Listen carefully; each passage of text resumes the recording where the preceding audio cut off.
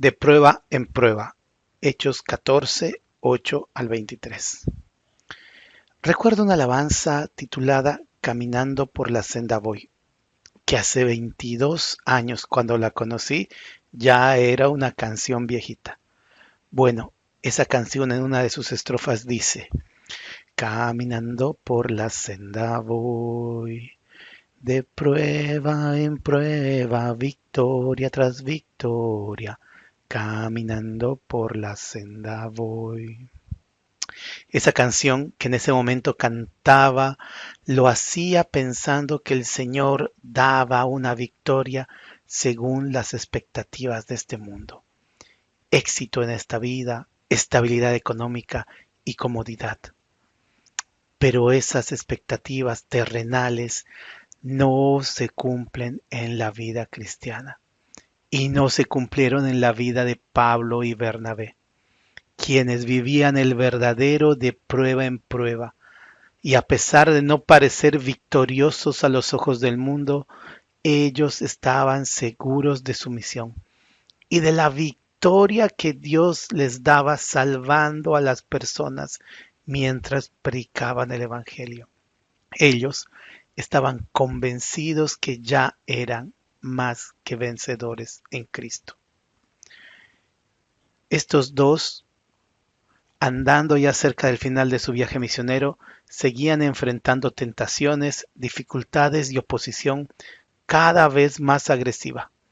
Sin importar la ciudad a la que llegaban a predicar, el patrón era similar. Si bien al inicio mucha gente aceptaba el mensaje y creía en el Señor Jesús, muy pronto el sistema se encargaba de perseguirlos, refutar sus enseñanzas e incluso procurar su muerte. Huyendo de esta persecución en Iconio, es que Pablo y Bernabé llegan a Listra y luego van a Derbe para continuar con su predicación. Hechos 14:8. Y cierto hombre de Listra estaba sentado, imposibilitado de los pies, cojo de nacimiento, que jamás había andado. Pablo y Bernabé habían encontrado una persona conocida en la ciudad y con una condición física de nacimiento. El caso era ideal para poder llamar la atención del pueblo y hacer muy evidente su llegada a la ciudad. Estos actos de señales y sanidad que realizaban los apóstoles servía para hacer visible que Dios estaba con ellos y que la obra había sido encomendada por Dios. Sin embargo, no se realizaba como un espectáculo de circo, ni se usaba a los necesitados como objetos para llamar la atención. Más bien, se buscaba personas de fe que creían en el mensaje y que Dios obraba. Tal es el caso de esta persona, pues él oyó hablar a Pablo y creía en lo que decía. Pablo pudo reconocer su fe al mirarlo a los ojos, y era una fe que le permitía ser sanado. Hechos 14, 9 y 10. Este oyó hablar a Pablo, el cual, fijando en él sus ojos y viendo que tenía fe para ser sanado, dijo a gran voz: levántate derecho sobre tus pies. Y él saltó y anduvo.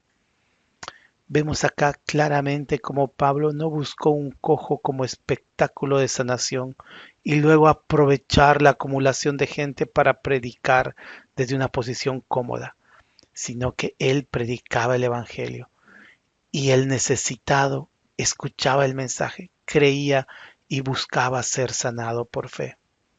Esto difiere de algunos métodos evangelísticos usados por algunas iglesias en la actualidad, donde se quiere llamar la atención de la gente con promesas de sanidad y prosperidad, dejando en segundo lugar el mensaje de salvación. El orden debe ser inverso. El mensaje es prioritario. La fe es por el oír la palabra de Dios. Luego Dios obra en las vidas, restaurándolas, renovándolas, santificándolas. Hechos 14:11. Entonces la gente, visto lo que Pablo había hecho, alzó la voz diciendo en lengua licaónica: dioses bajo la semejanza de hombres han descendido a nosotros. Luego de realizar el milagro de sanidad en el cojo de nacimiento, la gente de Listra había confundido el mensaje. Creyeron que sus dioses se habían hecho hombres y que habían venido en medio de ellos. A Pablo llamaban Mercurio y a Bernabé Júpiter. Incluso los sacerdotes de sus templos paganos habían traído animales y ofrendas para hacer sacrificio delante de ellos y tratarlos como dioses. Entonces Pablo y Bernabé rasgaron sus vestidos, se turbaron en gran manera y se enfurecieron.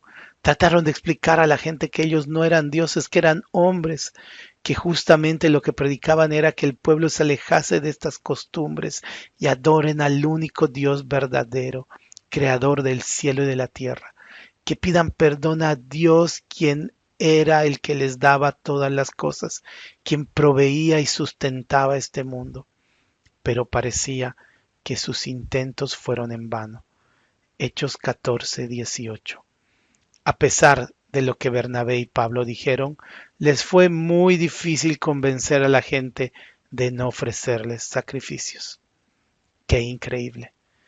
Ver que el pueblo pensaba que sus dioses habían descendido en forma humana y estaban maravillados, pero no podían escuchar lo que ellos decían, no les creían, solamente continuaban en su error. Esto me hace pensar que la costumbre y la religión son fortalezas muy altas que no permiten al hombre ver ni oír la verdad. Esa es una situación similar a la que pasó con el pueblo judío, cuando Jesús, Dios mismo hecho hombre, vino a este mundo. Ellos pensaban que era el Mesías y querían hacerlo rey, pero cuando les hablaba del pecado y de lo errado de la religión, querían matarlo. O sea, Jesús es el Mesías si hace lo que yo quiero, si hace lo que yo pienso. Si no, hay que matarlo. Lo mismo ocurre hoy en día con otras religiones a nuestro alrededor. Entienden a Dios conforme a sus costumbres y encasillados en su religión. Si ellos aprendieron que la salvación es por obras, no pueden creer humanamente que la salvación es inalcanzable para el hombre, por más obras de bien que procure hacer, y que la única alternativa que nos queda es ser salvos como regalo de Dios por gracia y fe. Realmente es un trabajo que solo el Espíritu Santo puede hacer, convencer al hombre de que somos pecadores, que ese pecado tiene un juicio, que es la muerte, y que esa muerte fue recibida por Jesús y que ahora podemos ser justificados creyendo en Él. Hechos 14:19. Entonces vinieron unos judíos de Antioquía y de Iconio, que persuadieron a la multitud y habiendo apedreado a Pablo, le arrastraron fuera de la ciudad, pensando que estaba muerto. Es difícil de creer cómo somos de volubles los hombres. Hace 2 versículos la multitud estaba ofreciendo sacrificio a Pablo y Bernabé como si fueran dioses, y aunque no los escuchaban, llegaron unos judíos de Antioquía y a estos sí escucharon. No solo eso, sino que apedrearon a Pablo hasta considerarlo muerto. Acá solo podemos remarcar lo importante que es persistir y crecer en la fe, sabiendo que si no lo hacemos, podemos ser arrastrados por cualquier viento de doctrina, engañados por alguna corriente de enseñanza nueva, entre comillas. Así que, hermanos, perseveremos en el Señor. A pesar de ser dado por muerto, Pablo, rodeado por los discípulos, se levantó y al día siguiente partieron con Bernabé rumbo a Derbe. Hechos 14, 21 y 22. Y después de anunciar el Evangelio a aquella ciudad y de hacer muchos discípulos, volvieron a Listra, a Iconio y a Antioquía, confirmando los ánimos de los discípulos, exhortándoles a que permaneciesen en la fe y diciéndoles, es necesario que a través de muchas tribulaciones entremos en el reino de Dios. Pablo y Bernabé están realizando el cierre de su viaje misionero, confirmando que la obra de evangelismo había dado frutos, volviendo a las ciudades donde habían predicado, visitando a los hermanos convertidos y exhortándoles a que permanezcan en la fe, exhortándoles a perseverar.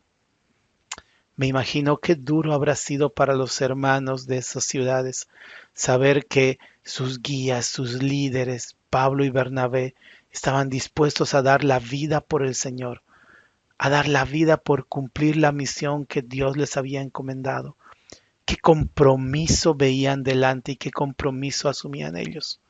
Pues estos discípulos también la pasaban muy mal, porque ellos vivían en esas ciudades donde procuraban matar a Pablo. En esas ciudades se congregaban, en esas ciudades la iglesia debía crecer, en esas ciudades la iglesia debía enseñar, así que enfrentaban la misma feroz oposición. Hoy, este compromiso con la decisión de creer en Jesucristo parece haberse diluido en medio de la libertad de fe que tenemos. Ya no enfrentamos la cárcel, el maltrato físico y la muerte. Más bien hoy hay como algo de temor del qué dirán, como qué me tratarán o qué pensarán si me ven cambiar de pensamiento, de creencia o de religión.